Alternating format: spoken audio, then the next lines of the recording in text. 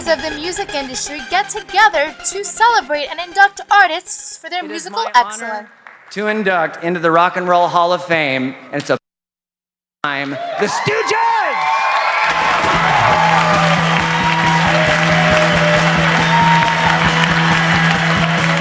The new generation of musicians honor the pioneers of the music industry at the Rock and Roll Hall of Fame induction. My friend Danny, who discovered the band, is cool. All the poor people who actually started rock and roll music are cool. Brought to you from the Rock and Roll Hall of Fame, the Hollies and the Stooges, with memorable speeches and accolades. A guy called Robin Britton, he died in 1989. I'd like to dedicate this award to him. Robbo, thank you. And at another venue, Hollywood's top stars came together to celebrate Time 100's most influential people.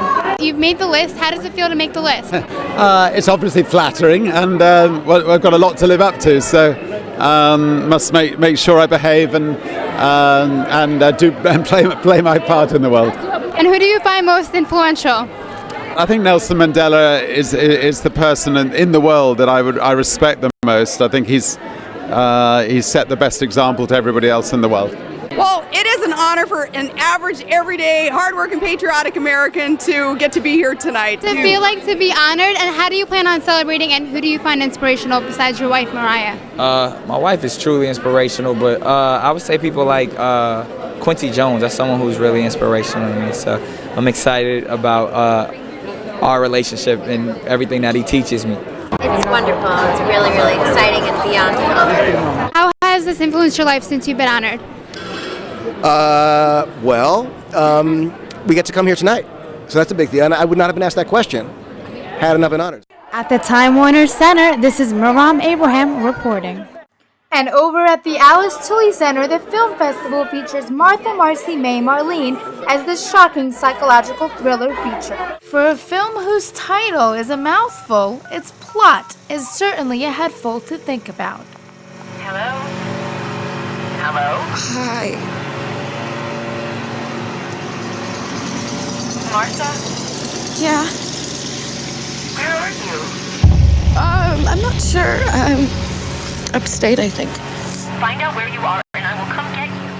After escaping the confines of a rural cult, the Olsen twin sister undergoes an identity crisis. Seems okay. What did she say? She had some boyfriend. They were living in the Catskills. Is this Martha? Martha. You look like a Marcy May. We've got a really nice place here. It's as much yours as it is mine. Do you ever have that feeling where you can't tell if something's a memory or if it's something you dreamed? That she goes through, the film's very much about identity and someone trying to find themselves amongst this, within this cult. So tell me a little bit about the character that you play. Patrick is a guy who lives out on a farm and is, I guess, leader of a community, you could say, a cult. It's about a young woman who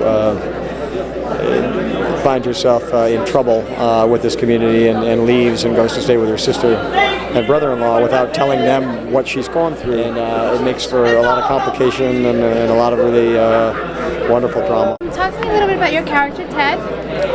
Well, Ted is the brother-in-law of Lizzie's character, Martha, and I am who she finds herself living with, me and my wife, played by Sarah Paulson, when she extricates herself from the situation she's in at the beginning. Motivations, and they all want different things, and so the movie never turns around and says, okay, this is who this person is. Like, you have to make up your own mind, and I love that. I don't think she should stay with us anymore. We can't ignore the fact that her behavior is insane. I'm her only family. We have to leave. We all have to leave. Outraged Thriller features the Olsen twins' sister. People to remember about this film, especially your character that you portray. It's challenging for an audience to watch this movie. I think it's a very different cinematic experience than you get with other films made today, and I think it was a brave thing for Sean to do. And why was this role so important for you? I mean, to portray.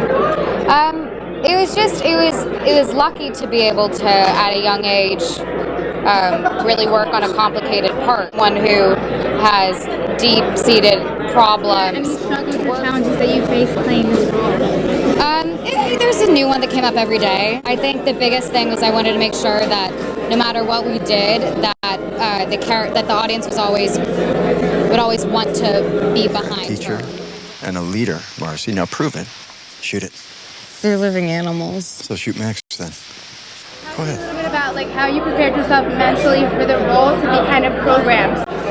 In regards to my preparation, there wasn't a great deal. I mean, I had certain instincts, I think, as all of us did, about what somebody in this position, how they would behave. And other than that, we just tried to say the dialogue as convincingly as possible. The character is nothing more than an ominous bully, as a lot of people in this position sort of are. It's a very manipulative, ominous guy I was playing.